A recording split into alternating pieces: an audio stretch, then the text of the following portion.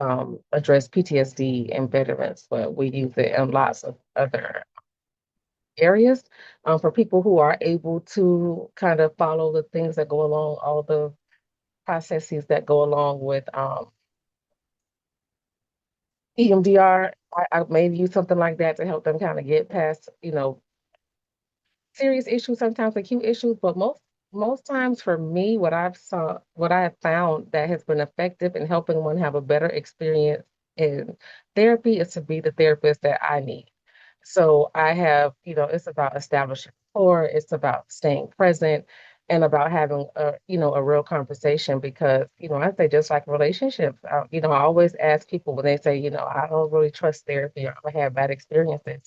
I ask, are they partnered or in relationship? I say, how many was your partner the one you met when you first started dating? And has it been, is this the only person that you've dated? Is this the only job that you've worked?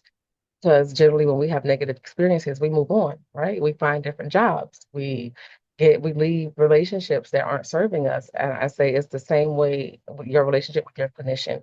And that I always encourage persons to interview clinicians, talk to, build a rapport, get that consult, some people, everybody lives off vibes now, see what the vibe is when you meet a new clinician and, have a conversation because with your clinician, I tell people all the time, don't waste my time and don't waste yours. If you can't come to me and tell me everything you think about, I love when a client says, I know that's probably TMI. I was like, in therapy? Never.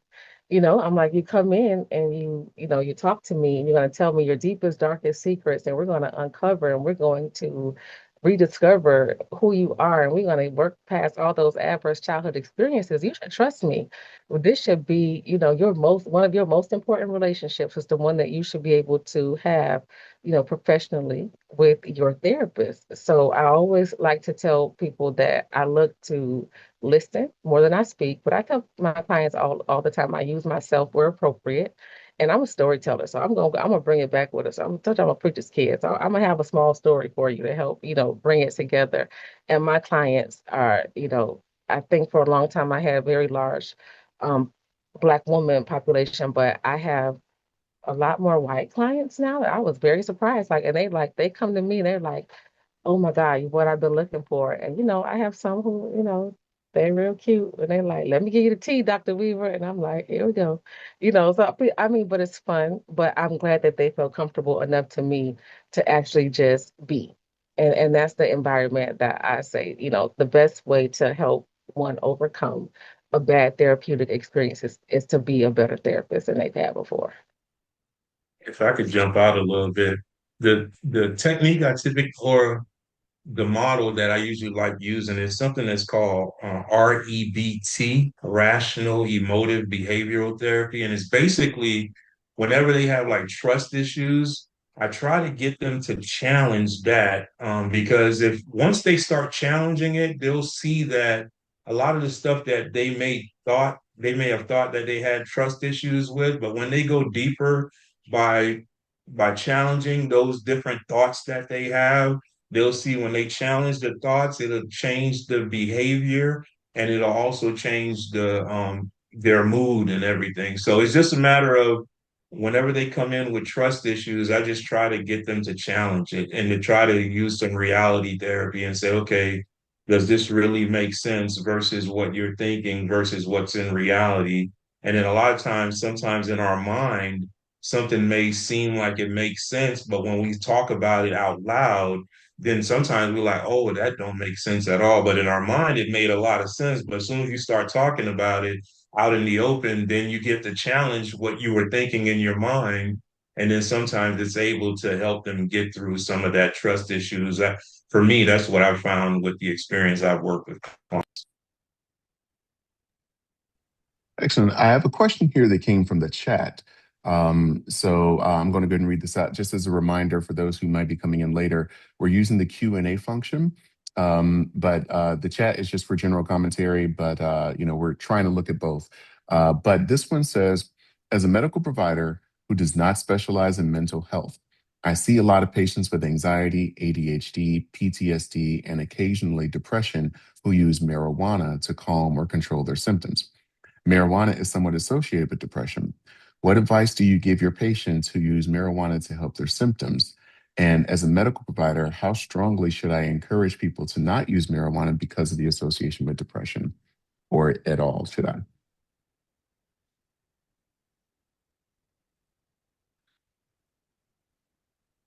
I'm gonna jump in. That's a Mhm, hard one. So, mhm, because marijuana is like I'm gonna say like alcohol in the sense of it's become normalized. Like alcohol is so hard to be looked at as a drug or an issue because it's everywhere and people are always drinking. Marijuana has now, I mean, it's legal in a lot of places and it's looked at as normal. To be honest, being a substance abuse specialist and working in a substance abuse facility with patients who struggle with alcohol, or maybe even with other drugs, and they use marijuana and alcohol as they're like, oh, that's not, that's not my drug of choice. That's not an issue for me. Everybody does it. I have a patient now that challenges me. It's like, you drink, right? Like, as you know, because it's normal. But everybody's normal. It's not everyone else's normal. That comparison and how our brain works is different. And when it comes to marijuana, I would encourage them, just like any other drug, not to, in the sense of it's a gateway drug. That drug can also lead to, using heavier drugs to cope with the depression. And typically, if it is getting worse or anything like that, when it starts to become an issue is when if noticing if they're trying to use more to feel the effect. And so I do still encourage them to try to find other coping skills, but even with Dr. Weaver saying always wanting to meet the patients and the clients where they're at the same time. And so if that's something that they're, I don't even know how to say, like using it in a safe way, because also coming from a harm reduction approach, which is if someone is going to use, how do we help them use in a safe way? So we're not like making them feel bad or belittling them or anything like that, but meeting them where they're at. So if they're using, how can I, that approach is just a harm reduction approach in the sense of, well, maybe I'm giving them resources and they're using with other people. Maybe I'm with them while they're using, are there other with other friends or family members while they're using, and but also working with them on healthier coping skills or just different things that can kind of give them the same effect that marijuana is giving them. So I still would encourage them to try to do other things just because it is a gateway drug. Hope Can that I makes Well, for jump out? me, oh, Oh, good. go ahead. yeah. No, I don't normally, I do ask just for my own, assessment if clients and the ones who are regular cannabis users, they'll say. So, I like to ask how much they're smoking, is it to cope? What is their mechanism? Where do they get it from? I was like, listen, I'm not calling the police. I'm just asking, do you have a medical marijuana card or are you buying it from the guy, someone? So I just always like just to assess if they're safe because, in low levels, in low, dosage amounts, there are some people who report having, better experiences, lessening their anxiety symptoms. But I also know that THC in higher concentrations can cause paranoia and other psychotropic um, issues. Don't ask me how I know. So I think so. There's absolutely, I like to tell, especially young clients, I was like, listen, you have to be mindful, when you do this, that there are some other dangers associated with it. But even though I know everyone's doing it, it's legal in some states. I don't give medical advice, but I always say just make sure that you're using it, as responsible as you can be.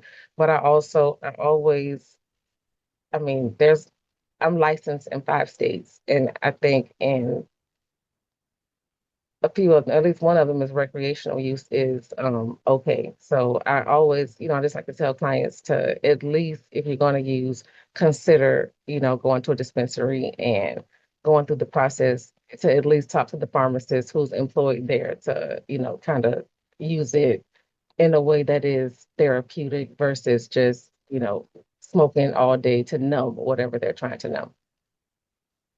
I'm licensed in Florida and Georgia. In Florida, it's legal on the medical side, not the recreational side. So from my standpoint, because I work in the criminal justice system, so I do a lot of substance abuse assessments, mental health assessments, and something that I found because I remember when I first started, I've been doing this for about 19 years. When I first got in the profession, a lot of people used to get arrested for marijuana. So I'm just glad now that at least in Florida, they could get the medicinal marijuana card because I deal with a lot of clients that are on probation and that they used to go in and out of prison all the time or jail all the time because of violation of probation related to marijuana use. And a lot of them, and nowadays what I've seen that's really interesting is that as soon as the guy gets in trouble, within a month he gets on the he gets a medicinal marijuana card,